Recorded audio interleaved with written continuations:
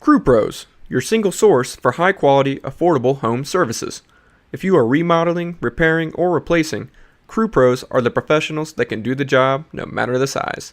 If you are thinking of remodeling your kitchen or bath, needing a new HVAC system, plumbing repairs, flooring, or a complete roof replacement, call Crew Pros. Crew Pros, proud sponsor of the Grizz 901 podcast. Memphis. Nothing but Memphis. Everywhere we go, it's Memphis. Memphis, Tennessee, the beautiful land in the world.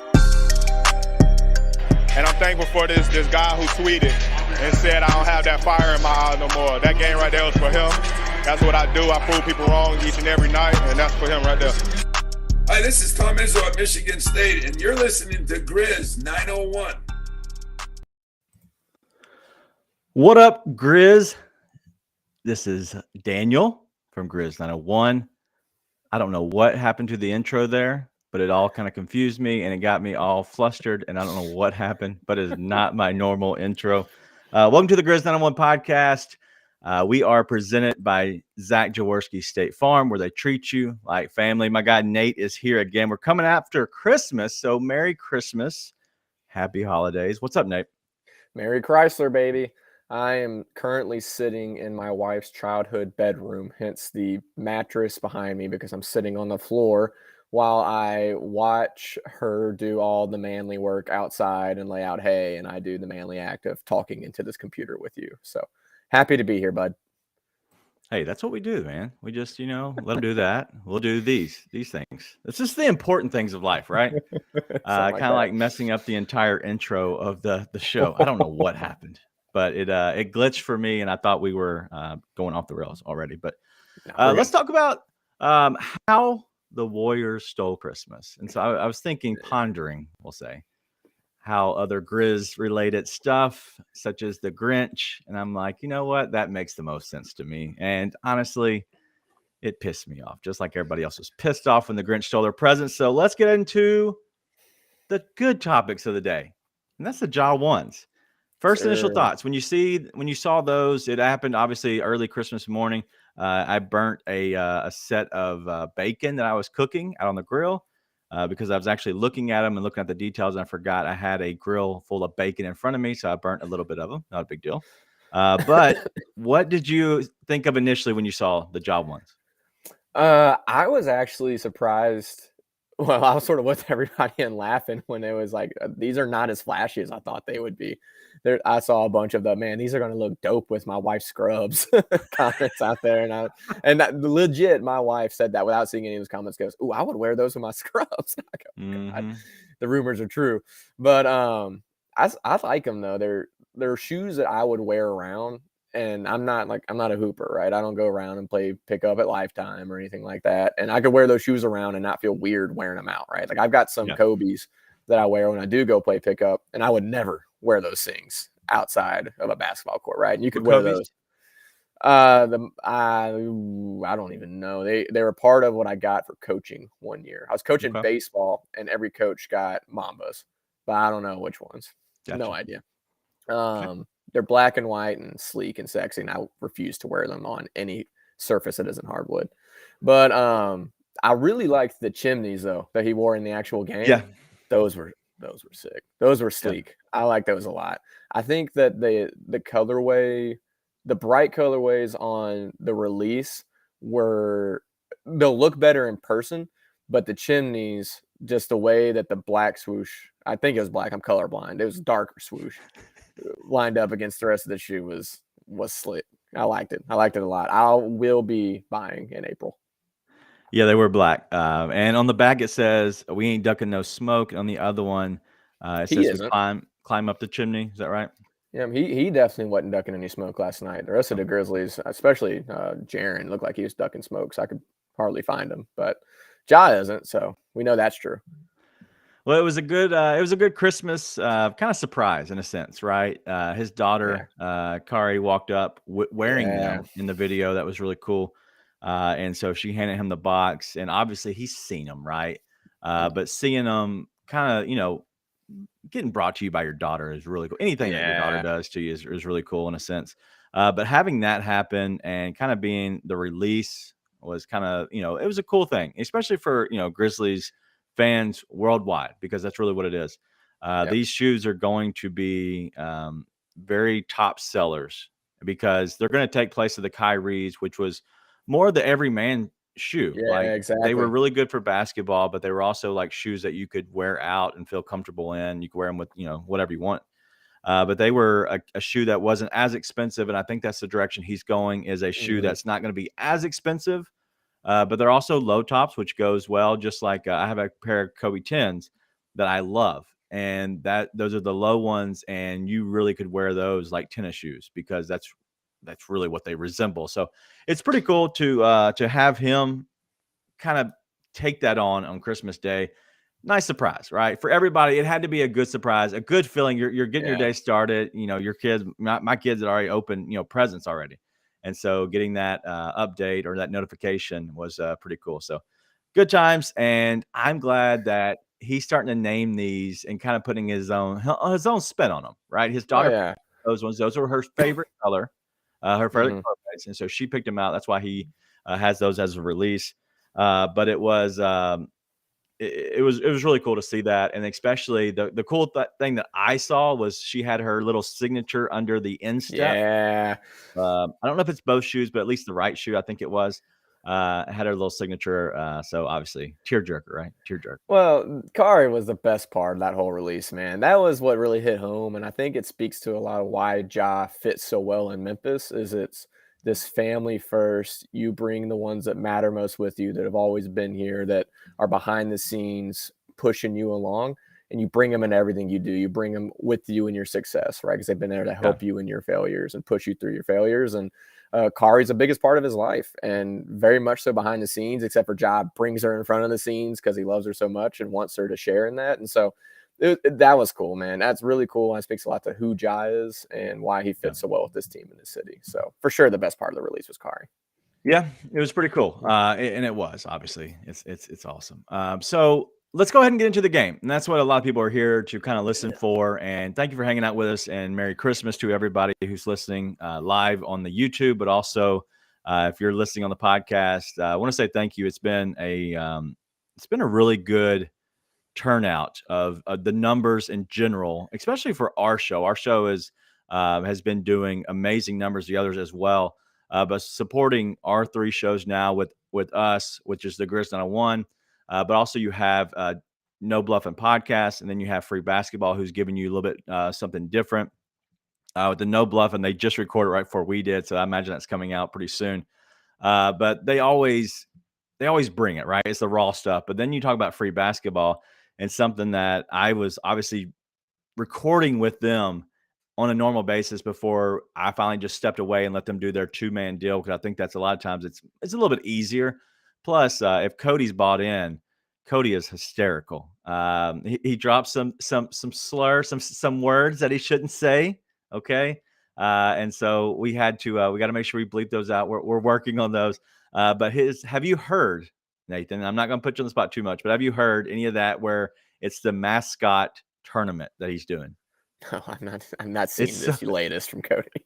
It's so funny. So what they're doing is a mascot tournament where they're pretty much taking each mascot, and you're choosing as the fan, but also them, who would be the winner out of between the mascots. And you can bring up whatever reasoning you need to bring up as to why one mascot be better. And actually, so the Grizzlies is taking on, I want to say it's the Lakers mascot this next week. Because there was a play-in tournament, and so now what's the Lakers mascot, you ask? Yeah.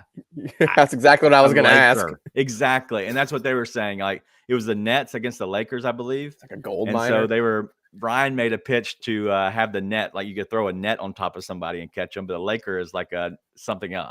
Listen. They knew the details, and it was actually very funny. So they have a good time with that. They're going to do that probably for the next good while, because it's going to be tournament format. And so it's going to be a lot of fun. So make sure you check out those two podcasts. But enough of that. Let's get into the Grizzlies game that is. And obviously, the final score was 123-109. Ja went off. Boy, did he. He went off. He was going off all game. He was the best player on the court. You could say Jordan Poole, maybe at times.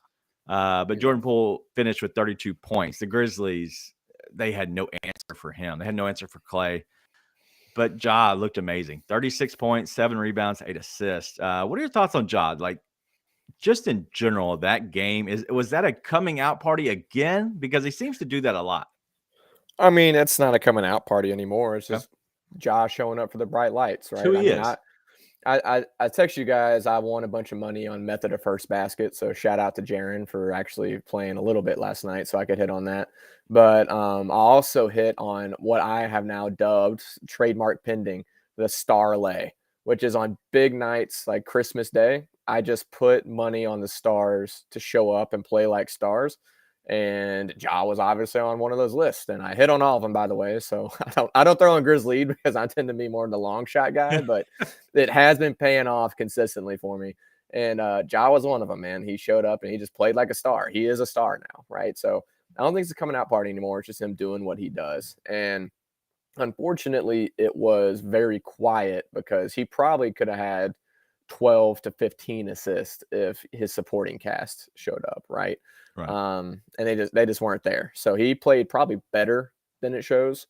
And I know some people hate on that. Oh, why is he shooting 10 threes? Well, he sort of had to shoot 10 threes. Yeah. That was unfortunately the way that game was going. So listen, he's a star. He plays like it. He's going to show up for those big games. We don't have to worry about that, which is exciting, right? We just need a supporting cast to show up and they'll be better in the future. I agree with that completely. And that's the thing is there's been so many stuff. I got into Twitter Spaces a little bit last night. Shout out to EJ and his crew. It was a hot fest. It was hot take central, we'll say. And honestly, my take on all of it is the Grizzlies are now 20-12. They're 8 games above 500. You want to be close to 20 games above 500 to end the season, roughly, right? That would put you up, I think, 18 games above 500 at the end of the year. Roughly 18 to 20 games, whatever. It's going to be, you're having a good record. I feel confident in them going that direction still. Like we're 8 games above 500 now, and we're just now getting fully healthy. Unless something goes awry, I feel like this is a team that is only going to continue to get better. And when you're supporting cast outside of Ja, the starters combined for 36 points, 3 more points than Ja himself. When you look back at that, and that's really what the game comes down to me. I'm not going to go through the details. We're not going to completely break down the game. Everybody watched it, right? It was probably one of the most nationally televised games. I'd imagine. I know football was on, so that's going to be tough. But for the day of basketball, I imagine that's going to be one of the top games that was viewed. It was honestly, it was the main event, right? Yep. So when I look at that, I look at the supporting cast not giving much of anything. And if you look at the rest of the box score, like we had almost every guy that played scored. Like that is the issue, except for Conchar, which we'll talk about. Don't worry. Everybody scored. And the bench, Clark 9, Aldama 9, Zaire 3, Tyus Jones 13.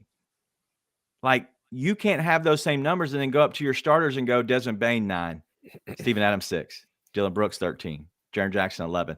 Like, I like that we're all like kind of facilitating, like somebody's facilitating, everybody's hitting an open shot, taking the right shots, everybody's scoring. That's good teamwork. But there has to be somebody else that is a tier above the rest of everybody else besides Ja. Desmond Bane went 0 for 7 from 3. Yeah. That's all you need to know about last night's game. Truly, it's all you really need to know. Yeah.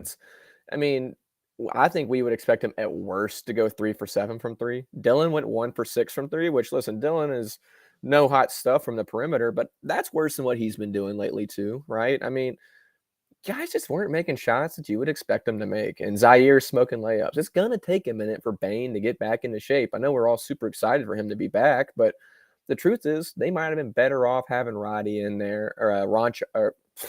Yes. That sounds like a Rugrats animal. Ronchar.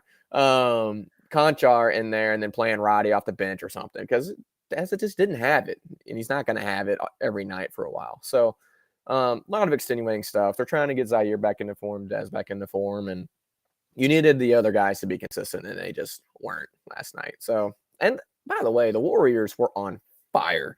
What did they shoot from three? 40% from three, and that's not indicative of how it went for most of that game. No. They were They were close to 50%. They were above 50.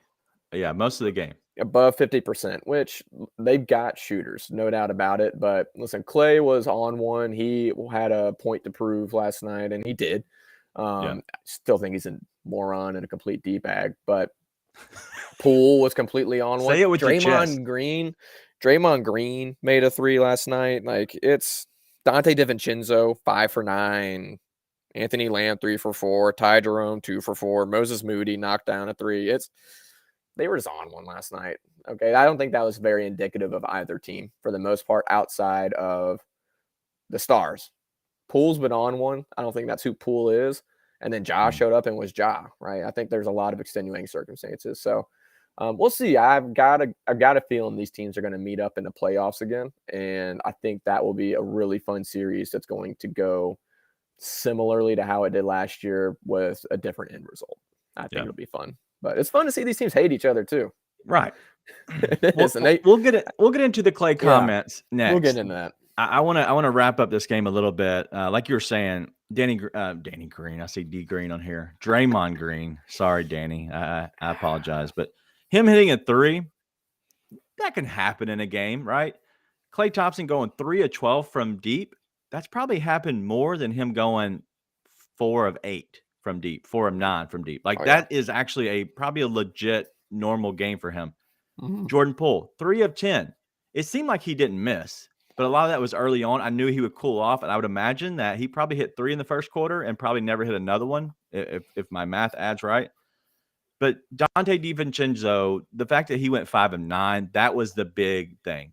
Because every time that you're trying to get the ball out of the better players' hands, such as Klay Thompson and Jordan Poole, you want to send it out to a guy like, DiVincenzo. Like, you expect him and want him to shoot the ball because he's not as good.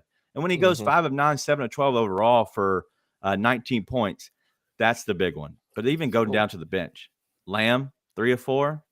There's no way he's hit 3 in a game this whole year. And I will look as I'm going to let you talk in a second. But then Ty Jerome, 2 of 4, and Moses Moody, 1 of 3. That's probably the most normal, right? Yeah. But DiVincenzo going 5 of 9 is just crazy.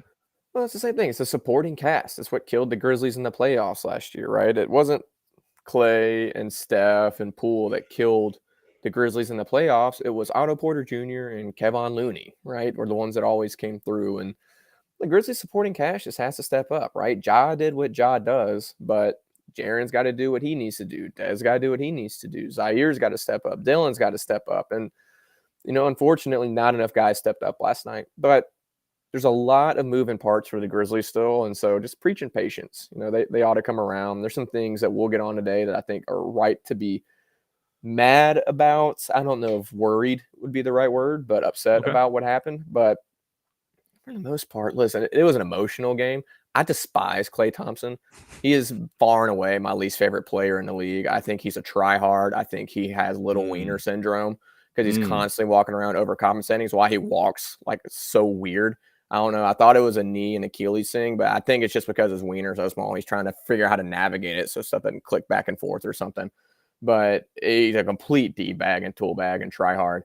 But listen, they hate each other and they won last night, right? And I think Clay actually hates everyone because he's got little wiener syndrome, so he's just full of anger and rage. But Draymond, listen, he wanted him to dap up Ja after the game, after he's screaming at him on the floor. It's all fun. It's fun for that rivalry to be there. And I think that's the one that I'll say is turning into a true rivalry, right? Warriors fans may say, you haven't won anything. It's not a rivalry. They play like it's a rivalry out there, right? They act like it's a rivalry, but they won't accept that it's a rivalry. And you know what? Whatever. Like I think it's fun. It's it fun. is fun. And that's the thing is I think fans take more offense to it than the players. Like the players can actually say something about it and they can actually make comments back and forth and they matter. And watch those comments. And we'll talk about Klay's comments in a second, but you hear those comments and it's like, hey, listen, we heard their comments and, honestly, we didn't appreciate it. But that's what we did tonight. You know what? We respect them and we know they're coming because that is the truth. We know they're coming. And that is, in the end, that should be how this is handled. Call it a rivalry. I don't care. You can call it whatever you want to. Their fans, their players, their entire country, the reason it's on Christmas Day acknowledges that there's something going on between these two teams. I don't care how you classify it. It's a lot of fun. And I'm glad there is trash talking because it makes us as fans more invested. I think it's fun. Who cares? As long as you're not actually doing anything and talking about people's families and talking about things you shouldn't be talking about. As long as it's on the court stuff, it's fine. I love it. Well, and I think part of what made that game so emotional last night, and this is something that I acknowledge, I bring up from time to time, and I know it might be a character flaw of mine, but it applied last night. Those officials let that game turn into an absolute circus. That was a show, dude. I mean, and you put officials that have some tenure like Mark Davis in there and Natalie Sago. That was some of the most ridiculously incompetent officiating I've seen in my life. I mean, the fact they called that fifth foul on Jaren at all was ridiculous. I mean, I don't even you were looking for a reason to call foul on him at that point, if you call that. But then why is he guarding Draymond Green so far out? What's he going to do? Hit another three? We're going to get into the Jaren thing. We're going to get into the Jaren thing. But the fact that was called a foul in the first place was absurd. But then they let Klay Thompson shoot the free throw. Yes. Acknowledge they were wrong about it and say, F it. Let him shoot the next one. Let's count that one and let him shoot the next one. That summed up everything about that game. And then they're calling techs left and right on Warriors players. And because Draymond, it's so true. He gets one tech in the first half of the game. He gets to murder your entire family, and they won't call another thing. He stood over Ja after he fouled him, by the way, on a layup that they didn't call, then stood over him and screamed in his face. I mean, Santi Aldama gets teed up for just looking at a guy, much less yelling. I saw Jason Tatum get teed up this year for clapping in the direction of a bench. Luka got teed up the other day for yelling at his teammate. I know I listened to Vernon the other day, and he thinks the officiating has been pretty good this year. I think this is the worst officiating I've seen since I've been a fan of the NBA. Not to mention, as soon as they said Mark Davis and Natalie Sago, I was like, oh my God. Yeah. This is going to be terrible. And more than just bad calls, the refs let that game get to an emotional state it should have never gotten to. It was terrible. It was terrible. They really should do something about that, because I've seen too many games this year get out of hand because the officials are incompetent. So that game last night was absurd. Yeah, I agree. And when the biggest one, the most egregious was the one where he fouled James Wiseman, right? And they called the foul on, was it Jaren? I think it was Jaren. And then it was Jaren. It's his fifth. Yeah. Oh, that was the one. Okay. Well, that was the one on James Wiseman. They let Klay shoot it was so and they just let it happen. They talked about it and let it happen anyways. I'm like, dude, I can get paid all that money to get the calls wrong. It was bad. But in the end of the day, I look at that game and it is about the officiating a little bit, right? Because, it disrupts flow of the game. It disrupts a lot more than just the actual people in foul trouble, because we'll talk about I think it's more Jaren's fault why he gets some calls. I also think it's the way that he plays. That's why he gets them. But also the referees, they see certain things and they see his long arms when they come down, and they expect, when you flail and you see a big guy's arms coming down, that's their knee-jerk reaction. They're going to call that, and he has to understand that, right? And we'll talk about him. And I know we have a lot to talk about. We're way too far into talking about that game. And then in the end of the day, easy enough for me to say, the Grizzlies take the loss. They're still, 20-12 at this point. They had honestly, is a bad road trip. They haven't played well all year on the road. The Golden State Warriors have. They're really good at home, really terrible away. Grizzlies are the same. And the Grizzlies are going to have the Warriors come back and face them on their home court, FedEx Forum. There's 3 more games, right, for the rest of the year. I expect these to go pretty good. It's always going to be a fun show between these two teams. All right, let's get into a little bit after the game. We hear a little bit from Klay Thompson, and we'll go through just some normal conversation stuff he had. And he said, just some good old, old fashioned trash talk. I didn't think it was warranted technical when he got his technical rule, but I forgot about the taunting rule. So that's why he got his, is for taunting. Some other stuff they talked about. So he said it pissed him off a little bit because of the comments that Brooks says, I hope Curry plays because he said that they're not as good without him, right? But that's the truth. But let's just bring it into context. Then he said it, but I got Klay Thompson. I like that matchup a little bit better because he talking a little smack before, but when we lost, right? So it's just back and forth. It's normal stuff. Then you have Dylan Brooks come in and said the refs let it happen. He was doing it all game, and then they want to catch the bad guy. You know what I'm saying? That's why that's whack to me. Effing up calls, putting the wrong guys on the free throw line. It was a circus. You should have different refs. That was honestly the truth. You probably shouldn't say it at that point. You sound like a bad person, but this is the one I want to talk about the most. And it was the one where Dylan Brooks was talking about a dynasty. And Klay Thompson live after the game said, man, they were talking about a dynasty on all that, referring to what Dylan said. You can talk dynasty when you haven't, or you can't talk dynasty when you haven't won before. I don't think people realize how hard it is, the commitment, sacrifice, and takes. I mean, you got to sacrifice your body. And I thought that was premature to talk, and even to mention that word dynasty. But they bring the best out of us, and I think we do the same. And even though we don't like them, you got to respect them because they're a threat. So that last one, what does that mean to you? What does that say to you? Because a lot of people took that so many different ways. Well, first off, my nephew Sam is here. Come here, buddy. Come here. Say hi. Hi. This is the nicest kid you'll ever meet. Say hi, Daniel. What's up, Sam? What's up, He man? says, "What's up, Sam?" What's up? All right. I think he's a little shy to be on the show, but wanted to give him a shout out. He's like the nicest kid in the world. He's awesome. And we're about to celebrate Christmas, aren't we, bud? Yeah. All right. I got to finish this up and then I'll come downstairs. All right, buddy? Okay. See ya. But the last part about the dynasty stuff, is that what you're talking about? Yeah. I mean, he's right. The Grizzlies aren't a dynasty yet. And I don't think that I don't think they should be talking about a dynasty by any means. But I also think that was brought up a year and a half ago or something. I don't even know how long ago that was brought up. I don't remember the Grizzlies talking about that recently, unless I missed something. It was Dylan that said it. In the playoffs or something last year, right? I don't think that was any time recently. If it was recently, that's a little bit different. But I thought listen, it's the same thing. And you go back to his comments about you got to sacrifice whatever in your body to do that. The dude, listen, I made the joke earlier about the tiny wiener syndrome.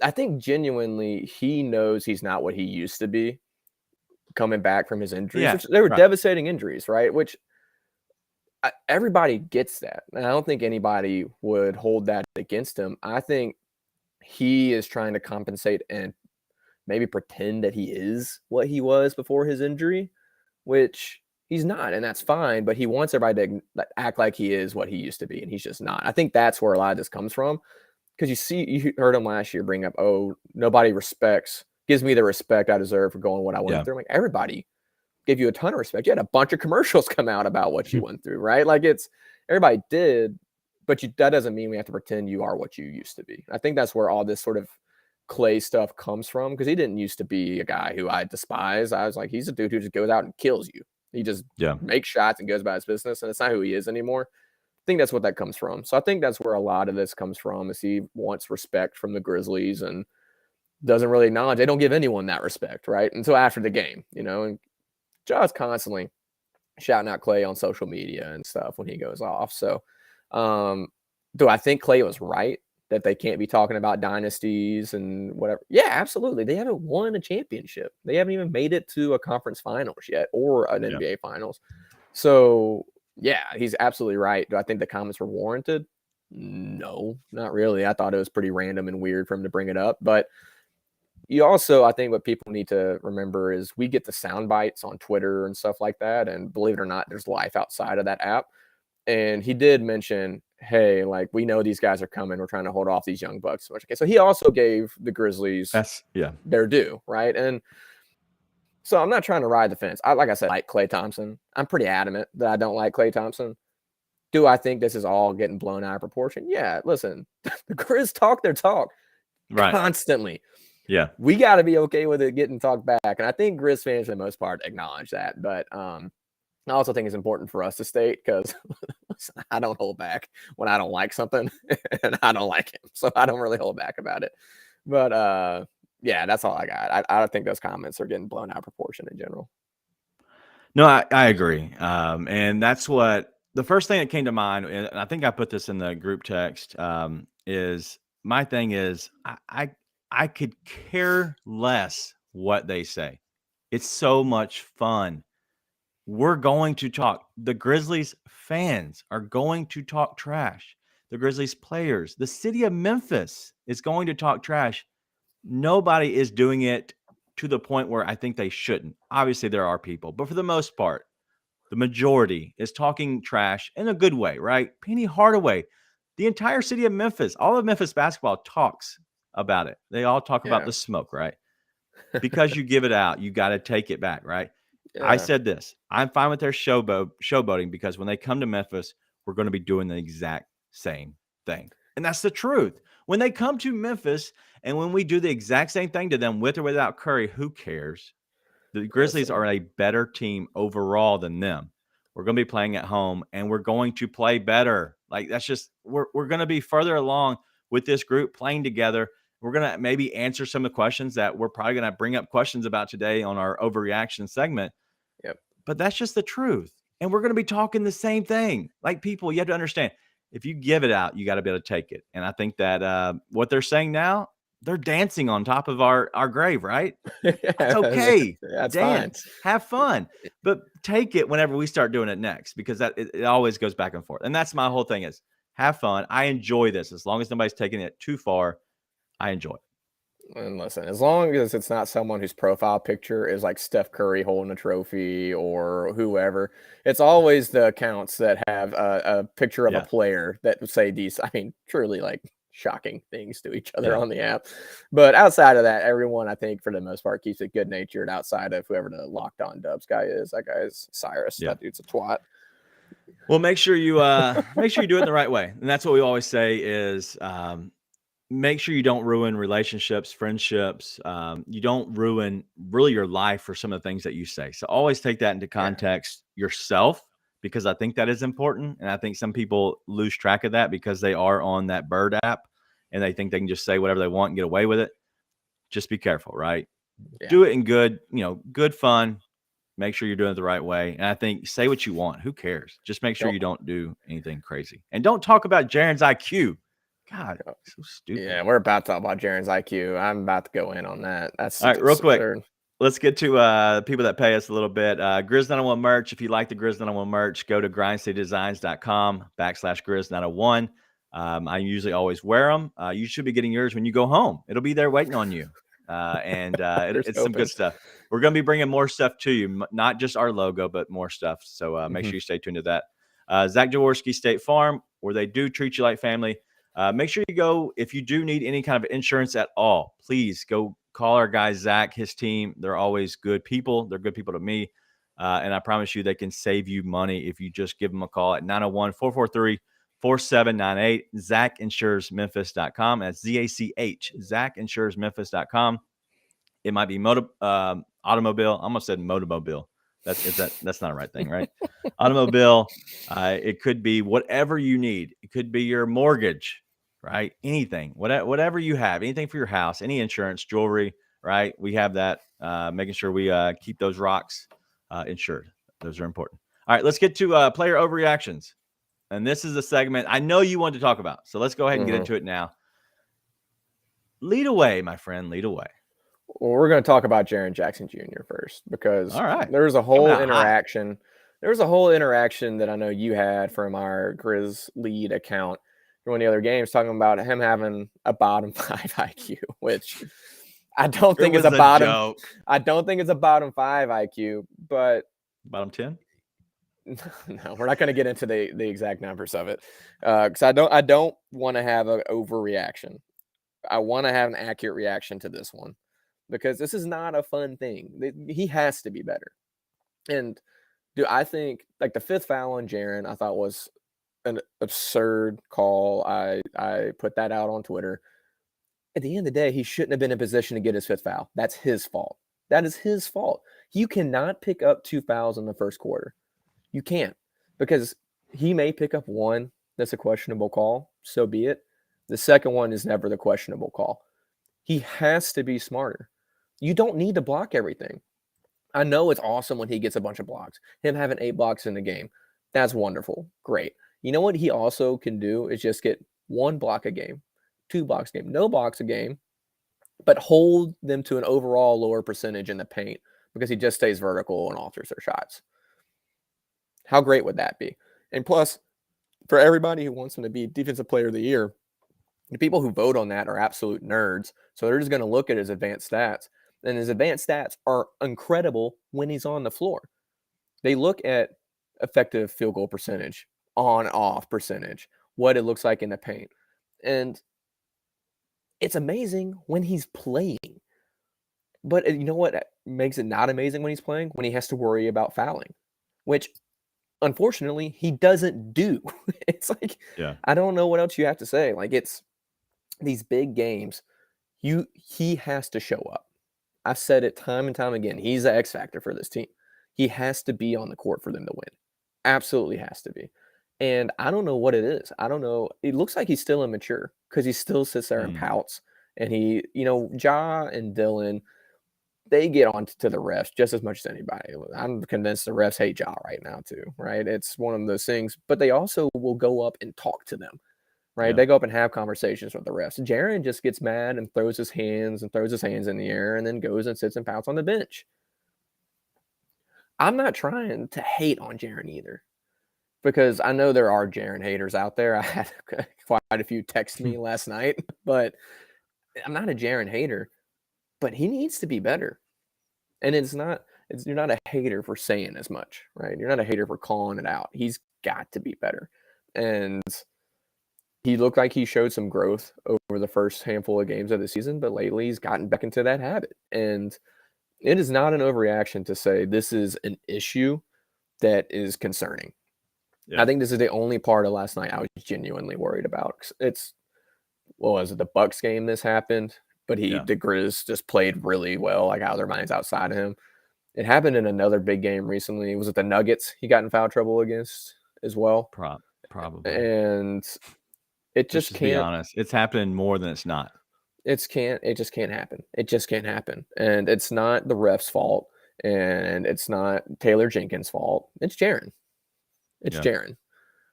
And he's a young player, I know, but he's not a young player in NBA years, and he's got to know better. It's time. It's tired. You should be tired of it as Grizz fans watching it. So it's concerning, and it's ridiculous that it's still happening. He has to be better. Yeah. Well, there's plenty of guys that are as long and lanky as him in the league who don't get into foul trouble that much. Yeah, I'll give you an example of a player I like, but going back to what you were talking about, he played 21 minutes against the Warriors, right? That it has to be more than that. Phoenix, he played 28. It's the best game he's had in a while. And then in Denver, another 22 minutes. He played 13 minutes against Milwaukee when he got foul trouble. He's played 3 games this season of 30-plus minutes. 3. That's it. And people want to talk about him being the second best player on the Grizzlies. I believe he's the X factor, and I agree with you on that one. And a lot of people want to refer to him as the number 2 option. If you're not on the court, you can't be the second best player on the team. That is plain and simple. It's not that I do not like Jaren. I like Jaren. I hate the stupidity. And I think that he's so athletic and so good that if he could figure that part of his game out, all these accolades and everything would come. It'd be much, much more simple. And it's gotten to the point I get mad about it, right? As a fan, you get mad, but I genuinely don't understand why he does it. It doesn't make any sense to me, because you are so tall and vertical, and every coach ever has told him stay vertical. I just don't understand where it doesn't click. And it gets to the point where I was talking to my wife, I'm like, is it just selfishness? Is it just selfishly wanting to go get blocks and feel awesome? Because otherwise, I don't know. It's like, I know you've gone through drill after drill and coach after coach saying stay vertical, stay vertical, stay vertical. Yeah. You see him, Ja and Brandon Clark and whoever else on the court say, Yeah. tell him. And I don't think he's a stupid guy. Is it No. selfish? Is it selfishness? I don't know. I don't know. It's not the vertical plays either, though. Most of the time when he's creating the dump Reaching in the fouls, cookie jar. it's when he's getting his hands down, and that's when he's going for the steals. That's when. Why does he need to be a guy who gets steals off of a dribble? Like, why? That doesn't make sense to Daniel. me. But it comes back to the same thing. Keep your hands up all the time. All the time. That's what, even when you're on the perimeter, have a hand up, have one here so you can be agile. Right. And then just go just stay up. Yeah. It's He not can hard. contest, and he'd have actually more blocks if his hands were already up, because he'd have more, deflections, right, in a sense. And so you can call them deflections, you can call them, blocks, whatever. They might end up being steals. In the end of the day, that's what he wants. That's what he actually wants as a player. That's what the coaches want. That's what the fans want. But the problem is he can't see that because he only sees the big blocks at the rim. And that's what he wants to do. And he also wants to get these stupid steals that don't make sense either. I don't understand why he needs to get steals, steal somebody else's cookies. I don't get it. Let him shoot it. Let him be the thing. But in the end of the day, one guy I was going to reference to that all was Santi Aldama. I watched him play in the game last night. I've seen him play a lot. He is a very vertical player. And I know he does a lot of things wrong, as well as, a lot of players. And that's fine. What he does really right is he is a very vertical player. He will go to the rim and try to challenge shots. And that's what you want. You want your long, tall guys to challenge shots at the right times, but not every time. But he does. And you know what? They score over him sometimes. And that's okay. Like, people have to understand. It's okay. Well, and he plays really similarly to Jaren. He basically is the same prototype as Jaren without the natural giftings, right? Yeah. But the difference is he stays on the court, right? Because he plays with high IQ basketball. And I think that's the most frustrating thing about Jaren. I think it's why fans get so frustrated. I think it's why I have people text me last night saying stuff like I'm done with him, which is a ridiculous thing to say. But it's not hard. The things that he does wrong are not hard to do right. It's just not. I'm going to call it like I see it. I think it's selfish. I don't think it's low IQ. I don't think he doesn't know better. I think it's selfishly wanting to go for the big play. And I think it's selfish. I just think he has to stop being selfish. I can't imagine what else it would be, because I can't imagine if he mentally doesn't understand to not do that, there's a whole nother problem going on. And I don't think that exists. So I think it's selfish. I think it's got to be better. Yep, I agree. And in the end of the day, I just think that Jaren has to be a better player. It's plain and simple. He has to be on the floor to be able to let the Grizzlies be who they want to be, and that's it. Well, he's 5 for 7 from the floor, 1 for 2 from 3 when he's playing. 11 points in 21 minutes. He had most of that in the first 10 minutes before he got 2 fouls and 20 total seconds in the second half. Yep. All right, let's move on. John Konchar, player overreactions. John Konchar. I think if you say that John Konchar sucks, it's an overreaction. We've seen him play. I know I was in the Spaces not too long ago, and I heard someone say he never makes big shots. And I was like, this is like 3 games after he hit a dagger 3 in the 4th. Can't remember when it was, but he's hit big shots. He can hit big shots. He can be a great contributor for this team. I don't think it's an overreaction right now to say Roddy is playing much better basketball than him and contributing much more. I think if you want to win basketball games right now, you play David Roddy over John Konchar. And here's where that gets tricky. David Roddy is probably better in the long term than John Konchar as well. So you both get present and future production by playing Roddy. Okay. Here's the other part that makes it really tricky.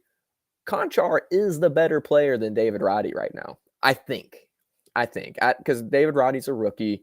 He's played awesome lately. I'm a huge David Roddy fan. I think Roddy will definitely be better than Konchar in the long run. It's hard to say with a rookie sample size he's better when we've seen Konchar really contribute for this team over a long stretch of time. And Konchar just lost all of his confidence. So I think looking at it from that standpoint, Conchar is a guy you want to be playing and producing in the playoffs because I think you should be able to rely on him more. And he just lost all his confidence. Okay. Because you don't want to play rookies, right? You just don't want to play rookies when you get to the playoffs into those big games. And even if Roddy's better right now, I don't know what that means in the long run. And the difference, I think, is you can send Roddy to the G League and it's okay. I think sending Conchar down to the G League isn't an option for the Grizzlies right now. No, I don't think they would. I don't think that's even an option on the table. Agreed. And so sending him down to the G League does not make sense. Agreed. Like Conchar, Roddy, and Zaire all are struggling at times. Conchar was playing better than all three of them this season. Roddy is probably playing the best out of those three right now. And Zaire, he's probably playing the worst. He's also had the higher ceiling overall because of what he did last year. So there's so much that goes in and out of the conversations. And so I want to ask you a question because this is kind of what came up last night.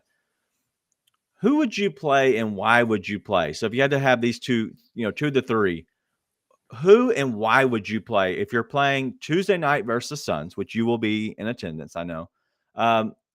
Who would you play? Because I have my reasonings and I have what I think that the actual front office and the coaching staff and all are doing. So I'm curious what in the world each and everybody would do, because that honestly it's a hot topic right now. And everybody wants to go ahead and throw stones at Conchar and Zaire, and they want to push David Roddy to the front end. So what would you do about these three? If Tuesday's game, who would you play out of those three? Because honestly, I think it's a 10-man rotation, and I think the 11th guy sits, and then they'll bring in and they'll change it up every now and then. So who would you play? I didn't expect this to be an issue this year. We talked about this a lot in the preseason, but I think you've got to play Conchar and Zaire. You got to play Conchar. That's the one that I don't think you can take off the table even remotely. I tweeted out the other day, I think it's going to be a conversation because it is a conversation. Wow. I think you can't not play Conchar unless you get to, it'll be months down the road of Conchar underperforming before they take him out, because it's a confidence thing, and you can't hurt his confidence more by taking him out of the lineup. And we know he's a good player, and I know you especially love Jitty. We all love Jitty. We all want to see him succeed. He's just not right now. You got to let him work through it.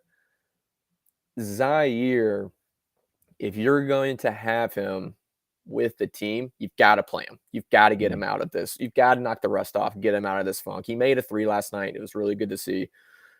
I am on the other end of him as far as the G League stuff goes, though. I think you absolutely can send Zaire down to play with the hustle until he starts making these shots, because he's a little slow. Why is it okay to send Zaire but not Conchar? Because Zaire is a second-year player who was not an all-star. People love to remember the end of year Zaire last year, where he was playing to like what you would want him to play to, right? Peak of power sort of thing. Yeah.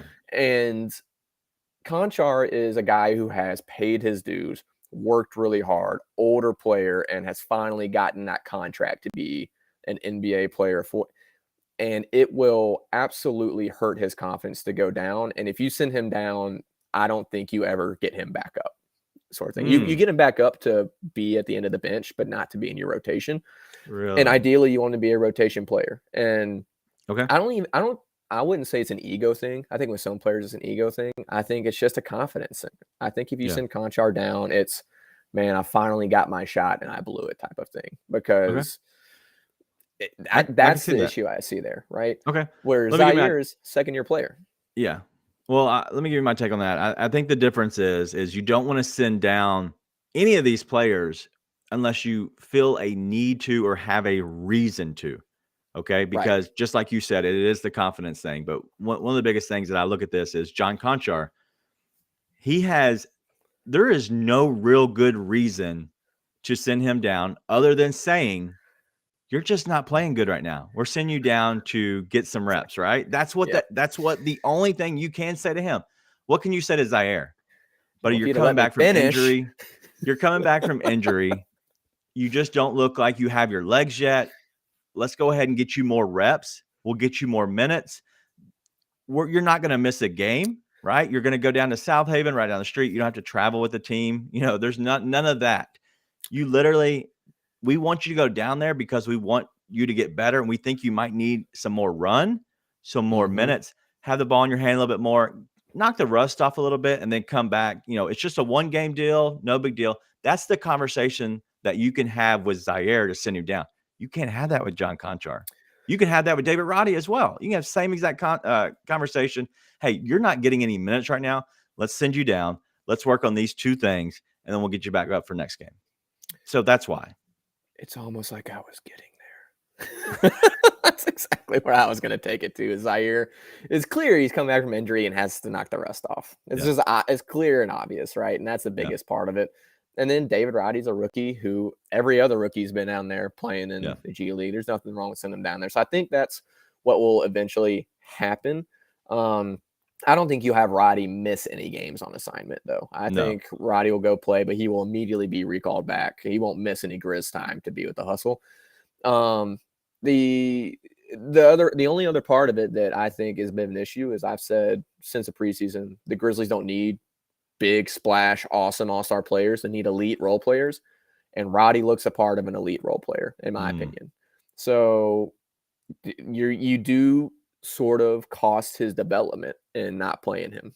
And especially when he's playing really well. But listen, it's another rock and a hard place that the Grizzlies front office did much too well in their drafting and signings they put themselves in another tough position. So it's not a bad spot to be in. I imagine it'll be Conchar and Zaire moving forward because that's just what you sort of the place they're in, unless they send Zaire down to the G League. But I don't think that'll happen. Yeah. I think they'll all be back. I'll give you this, and I don't know. Do you have anybody else before I wrap us up for the most part? Do you have anybody else that you want to hit on overreaction, guys? I did see one guy. I'll defer to you on this because I only saw one person say something, but they said Des Bane is not an all-star after the game last night. It was a Grizzlies fan saying this. Let's hit on that. I didn't see that much, but let me package this. Let me package this one up a little bit. I just wanted to fill you out and find out who you want to talk about the last one. But with this, and this is going to go right into Desmond Bane because I think it's they correlate very much so together. A lot of people are pretty much piling on our role players. Our role players, if you look at what they're doing on the court, outside of John Conchar, right? He's been bad because he's, like you said, he's lost his confidence. He's not hitting shots, which is weird because he was hitting everything earlier in the season. He's not doing the little things like rebounding the ball. He doesn't look like he's in a flow. But what happens to all of these role players and how do you get them better? It really isn't about them all the time. It's about them being in a certain role and being comfortable. These role players have had to be potentially starters. Conchar's been a starter for a lot of the season. Now he's coming back to the bench and having to come off the bench and playing those minutes with those units. They're not all the same units all the time. A lot of these players are playing different minutes, different roles. Zaire, from the time he's been playing this year, coming off of an injury, he's playing the second and the fourth quarter, the first 8 minutes of the quarter for the most part. And that's where he's getting his roughly 16 minutes a game. He's playing in 8-minute stretches. And a lot of times probably is they felt like he did a good job of that last year. But what comes down to it is if you have a guy like Jaren Jackson Jr. on the court, you don't have to bring in Santi Aldama a little bit early, right? He can stay in his normal rotation. If you don't have Desmond Bane shooting and going 0-7 from deep, what happens then? The defense has to rotate a different way. They have to overcompensate for a guy like Desmond Bane. And then Desmond Bane can then create of what he does best, and he can kick out to these guys that are wide open, even more than they already are. But it's also confidence because they know when they take that shot, they know that Desmond Bane has been lighting it up already, right? And that he is feeling himself. He's feeling good. The offense is flowing. The entire everything is going the right direction. When they shoot the ball, if they miss, it's not a big deal. They're not supposed to make it. But right now, when they shoot the ball, please go in. We need points because nobody is scoring. and it's a brick. Yep. And it's even more pressure. And so your role players are better when your other players are playing because they're not expected to do anything. When you're not expected, that's the reason they're the role player, is because they're not expected to do anything. We're expecting them to do so much, and that's the problem. If we don't have those expectations, they become the actual true selves, and they become true role players. Yeah, the bench has been so awesome for so many years now that we tend to forget they're supposed to be out there to hold water, right? They're supposed to be treading water and holding ground for the starters to come back in and do their thing, and that's just not the case right now. There's just, and again, there's a lot of moving parts for that, so it's tough to expect. But the one that can't be, that is not too much to expect, is Jaren. And for all Steven Adams people, I know Funaki Stat tweeted out last night, why did Jenkins not play Adams last bit of the game? Well, guess what? When you don't have Jaren to be able to roam and be able to provide that spacing, it makes it really hard to put Adams out there with anybody else in those end game situations. So yeah, that even affects the ability to play Adams. Jaren's got to be better, man. See, period. Yeah, I agree. Desmond, anything to answer your question? Not an all-star. He's not going to be an all-star this year. It's not the fact that he's not good enough to be an all-star. He is literally missing games. He's trying to work himself back into normal game shape, which he is not back at. He even admitted that on the post game after the first game. There's just not enough games to really happen for him to jump over players like SGA and Damian Lillard. Like, that's who he has to jump over to play, because he's not jumping over Ja. He has to jump over either SGA or Damian Lillard, because if you look at that, you already have a guy like Devin Booker, who's going to be an all-star, Luka, Steph, who else? I know I'm missing one other person. Like, they're all going to be all-stars. You say Ja Morant. Yeah. Like, well, all these players are all-stars already. Let me be clear. I don't think he should be an all-star this year. He's just too much time. I think he was playing an all-star before. He would have made it in if he kept playing. The spirit of the tweet was that Des Bane does not deserve to be an all-star with his level of play. Right? I mean, it was just a frustrated, angry fan tweet. Yeah. But, I mean, that's pretty absurd, frustrated, angry fan tweet to send out on his second game back, right? And so I wanted to be sure if that was widespread. We all talked about, hey, by the way, he was very close to having to have season-ending foot surgery, and he's in his second game back. Maybe don't get so caught up in the moment and remember that they're playing for May and July. They're not playing for December 25th, even though it was awesome. I'm not going to understate how great it was to have a Grizzlies Christmas Day game. Huge moment for the franchise, and we shouldn't pretend it's not. It's like it's a huge moment for the franchise to have a Grizzlies player have their own signature shoe, which is absurd. But the long game, it will feel a lot more satisfying for them to be lifting up some trophies come the summer than it will to be having some trash talk on Christmas Day. So let's be clear. Desmond Bane is going to be an all-star. It's not going to be this year, but he's going to be an all-star. And let's not get pissy because he missed a bunch of shots on his second game back when he looked like he could barely breathe running up and down the court. I agree. Honestly, the only team that will probably get 2 all-stars in the West, just in general, I don't care less about the East for the most part. We'll let the other podcast talk about that. But the West, the only 2 players from one team is probably going to be the Lakers. And how funny is that? Like, they're going to put in Anthony Davis, and they're going to put in LeBron James. I don't know if AD is healthy enough, but good and well, LA, the fans, who Anthony Davis is, how he was playing. He's legitimately, it was an all-star. He's going to get voted in a starter. LeBron is not going to miss the all-star game. So you're going to have those 2 guys. They're probably going to be an alternate, right? But you're going to have those 2 guys. That should be the only 2 that are on the same team, because if you look at this, there's nobody else going to go with Steph, right? There's nobody else going to go with Luka. There's nobody else going to go with SGA, Jokic, Sabonis. He's probably going. There's going to be no Fox. I wouldn't imagine. He's not playing well enough. I said Curry earlier, Devin Booker. He might get DeAndre Ayton in there if they start playing well enough, but they don't look good. Zion should be the only guy in there from the Pelicans. LeBron, obviously, with AD. People are saying it could be Lauri Markkanen. He would be the only player that comes out of the Jazz. Ja would be the only player that comes out of the Grizzlies. And then Damian Lillard would be the only guy that would come out of the Portland Trailblazers. And so the only way you could get that is maybe Fox gets in. I don't see that happening. There's no way you're jumping over SGA, Ja, Luka, Steph. That's just not going to happen, right? I don't think that'll happen.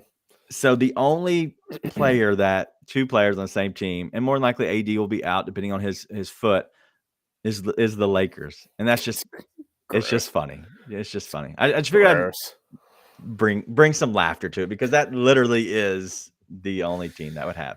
All right. So anything else you got? We've been here for an hour now. So anything else you have going on? Nope, nothing too crazy. We put out a bunch of more unique stuff on Grizzly over the past 2 weeks. So be sure to go check out those articles, theleadsm.com, and just go to the Grizzlies tab. Andrew put out a really cool medicinal one, I guess might be the way to say it, that I don't completely understand still, but it was pretty cool to see him dig into that stuff. And then we had Luke and Jesse put out some really good stuff as well. So be sure to go check those out. Some really fun stuff. And we'll keep pumping them out for you as we get past the holidays. Yeah. No Bluffing just released their podcast as we were here live. And so they just recorded it. We were waiting for them to get done so we could actually record since we're on the same platform. But go ahead and check them out. It was just Luke and Chris, from my understanding, that did the podcast. They did an emergency podcast talking about the Warriors game. So we didn't want to get into it too much. We just wanted to share a little bit about, our thoughts on the game, but also the comments and kind of what surrounds that from this team. But in general, make sure you go check them out, but make sure you kind of stay with us. We're going to try to do one after the game on Tuesday night. We'll try to do a post-game show. And then I haven't looked at the rest of the schedule, in all honesty. So I'm kind of just doing it off the seat of my pants. But what do you have? You have one more thing, Nate? Yeah, the one more thing was if we do a post game and I'm there, it'll be a late night post game because I will be in attendance on Tuesday night on the game. And so if anybody's going to the game, give me a shout out on Twitter, DM us, whatever it needs to be. Just the main Grizzly account, but come say hi. I'd love to see any of the fans or anybody that's out there. So give us a shout out. And other than that, I think I'm staying in a hotel downtown, so I don't have to drive from Michigan City, Mississippi to Memphis International that morning at 5 a.m. But still probably be a late night post game. Yeah. All right. Real quick, game prediction. All I need is who's winning, who's losing. Grizz winning, Suns losing. Right. I think it'll be tight. Devin Booker's officially out now, right? He had that groin, I think it was. And so he played 4 minutes last night. So he's more than likely, there's no way he's going to play Tuesday night, not with a groin injury. And so I think the Grizzlies dominate again. I think they're going to play well. They need to play well. And I think they're going to play well against a guy who the only guy on that floor that can really score and dominate the ball for them is CP3. They don't have a lot of other people right now. They're kind of playing with spoons in a knife fight. So as the famous quote goes. It'll be fun to see if Steven Adams can just emasculate DeAndre Ayton to the point he quits again. I think if Ayton comes out with some fire in him, it's a better game. And I think he will, but we'll see how long that lasts going up against Steven Adams. If DeAndre Ayton quits, that's when the game will get out of hand for the Grizzlies. No doubt. All right. So I know we will do one Tuesday night, and it looks like the game Thursday as well. It's at Toronto. I would assume we would, but it just depends on what's going on. And obviously the other one is New Year's Eve. Don't expect us to do one then. It's a Saturday night, New Year's Eve. Don't expect us one, but we'll try to do one Tuesday and Thursday, depending on schedules. But as of right now, that's the plan at the moment. So if you don't have anything, I don't have anything. Hopefully everyone had a Merry Christmas, have a good time to spend with family, friends, and just kind of honestly, just sit back, relax, enjoy yourself. I put a trampoline somewhat together this morning. That was fun.